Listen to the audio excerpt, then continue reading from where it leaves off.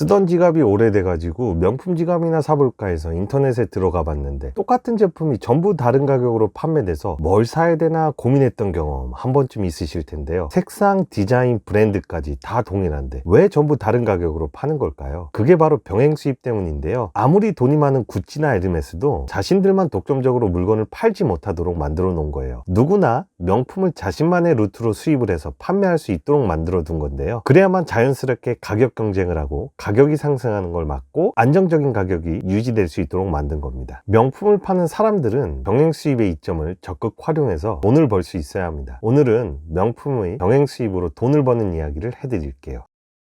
안녕하세요, 메타포입니다. 저는 명품을 10년 정도 판매하면서 이런 생각을 늘 했었던 것 같아요. 샤넬이나 루이비통 같은 인기 브랜드 명품을 나만 수입해서 팔 수 있으면 얼마나 좋을까. 절대 있을 수 없는 일이긴 하지만 상상만으로도 돈 버는 소리가 저절로 들리는 것 같은데요. 이런 생각을 샤넬이나 루이비통도 안 해봤을까요? 아마 저보다 훨씬 더 많이 했을 겁니다. 대부분의 명품 브랜드는 한국에 지사가 존재하는데요. 이곳에서만 독점적으로 명품을 판매할 수 있다면 어떻게 되었을까요?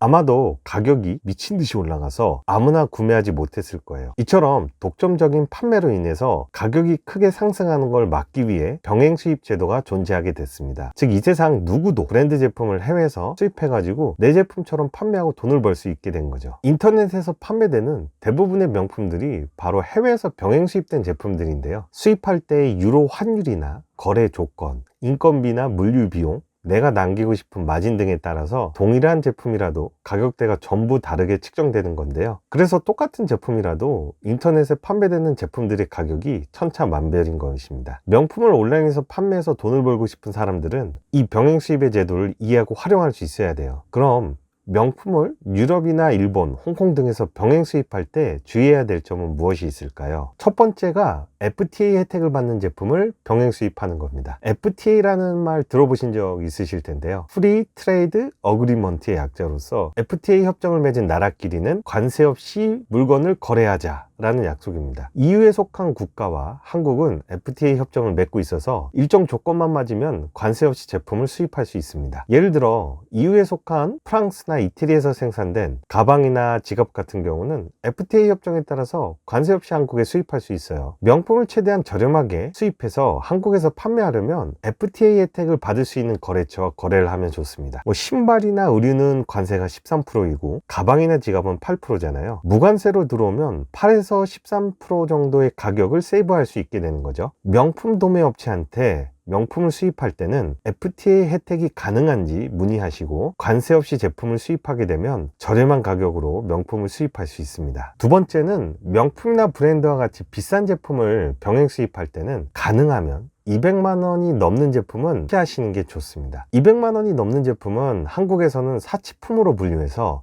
물품을 수입할 때 추가로 세금을 더 내야 되는데요. 200만 원 넘는 제품을 수입하게 되면 보통 관세와 부가세 뿐만 아니라 개별 소비세와 교육세라는 걸 추가로 납부해야 되기 때문이에요. 세금들을 모두 납부하면 원가에 비해서 가격이 너무 올라가게 되잖아요. 그래서 한국에 수입하고 판매했을 때는 실제로 남는 게 거의 없을 수도 있어요. 물론 200에서 300만 원 정도의 제품이면 개별 소비세와 교육세가 그렇게까지 부담스럽진 않기 때문에 수입해서 팔아볼 만한데요. 500만 원이 넘는 제품부터는 세금이 크게 발생하기 때문에 한국에 없어서 못 구하는 아주 인기가 많은 제품이 아닌 이상 큰 마진을 남기기 어려울 수 있습니다. 200만 원이 넘는 제품을 병행 수입할 때는 꼭 세금을 잘 계산하셔가지고 한국에 수입해도 돈이 남게 팔 수 있는지 확인을 꼭 해보시는 게 좋습니다. 세 번째는 유럽에서 명품 수입할 때 그 물류회사도 잘 선택해야 된다는 건데요. 유럽에서 물건을 수입할 때 보통 페덱스나 DHL 같은 포워딩 업체를 이용하면 좋습니다. 명품을 도매 가격으로 병행 수입할 때는 이태리 부티크와 거래하게 되는데요. 보통 자신들이 거래하는 포워딩 업체를 이용해서 물건을 한국까지 보내주게 됩니다. 그래서 특별히 물류에 대해서는 크게 걱정할 필요는 없는데 가끔 한국에서 물건을 픽업해서 가져가라고 하는 업체들도 있어요. 그럴 경우에는 페덱스 코리아나 DHL 코리아 같은 물류 업체한테 픽업 요청을 해가지고 수입하면 됩니다. 가끔 배대지를 이용해도 되는지 물어보시는 분들이 계시는데요. 명품과 같이 고가 제품은 굳이 배대지를 이용해서 보내는 것보다 중간에 업체를 거치지 않고 한국에서 다이렉트로 물건을 받는 게 가장 좋지 않을까 생각합니다. 페덱스나 DHL 같은 포워딩 업체를 이용할 때는 꼭 사업자로 계약을 맺고 진행하셔야 최대한 할인을 받을 수 있습니다.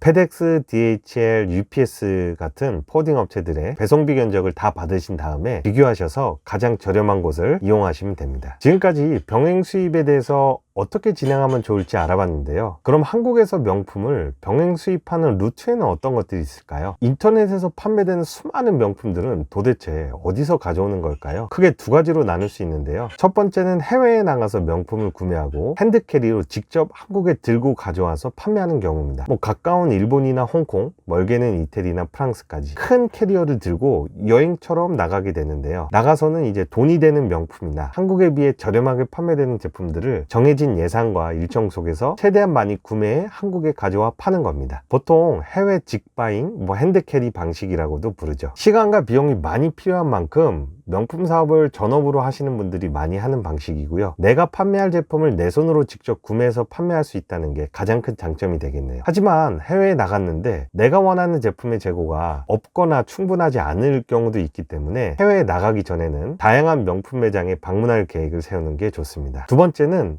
이태리 부티크에서 명품을 병행 수입하는 방법이에요. 이태리에는 명품을 저렴하게 공급해주는 거래처들이 참 많습니다. 이런 곳들과 계약을 맺고 명품을 수입하면 최대한 저렴하게 가져올 수 있어요. 특히 앞에서 설명드렸던 FTA 혜택이 가능한 업체와 거래하게 되면 관세를 내지 않고 명품을 수입할 수 있습니다. 이태리 부티크마다 거래 조건은 다르지만 소액으로도 오더를 받아주는 곳들도 있으니까 나만의 거래처를 만드셔서 안정적으로 명품 공급을 받으시면 됩니다. 다만 해외 업체와 거래를 할 때 연락을 취하고 거래를 시작하는 게 쉽지 않을 수는 있습니다. 이태리 부티크 거래 방법은 제 채널이나 네이버 블로그에 관련된 내용들이 많으니까 참고해 주시면 도움을 얻어 가실 수 있을 거예요. 그럼 명품을 병행 수입할 때 알아두시면 좋은 점을 다시 한번 좀 정리해 볼게요. 우선 한국에 사는 사람이라면 누구든지 명품이나 브랜드를 수입해서 판매할 수 있는 게 병행 수입 제도의 목적이고요. 명품을 해외에서 병행 수입할 때는 FTA 혜택을 받아서 무관세로 수입할 수 있는지 알아보시면 좋습니다. 200만 원 넘는 제품이라면 교육세나 개별 소비세 등을 납부하고도 수입해서 팔면 돈이 남는지 꼭 확인해 보시고요. 명품 사업을 이제 막 시작하신 분들이라면 가능하면 200만 원 이하의 제품부터 병행 수입해 판매해 보시는 걸 추천드립니다. 그리고